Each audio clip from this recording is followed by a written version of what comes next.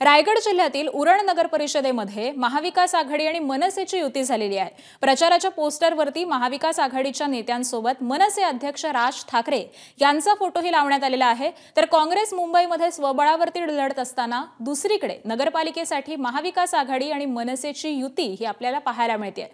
तर भाजप विरुद्ध महाविकास आघाडी आणि मनसे असं उरण नगरपालिकेच्या मैदानामध्ये आता आपल्याला चित्र दिसणार आहे। तर उरण नगरपालिकेच्या निवडणुकीसाठी महायुतीतील घटक पक्षाला सोबत न घेता भाजप मात्र स्वतंत्र लढणार आहे।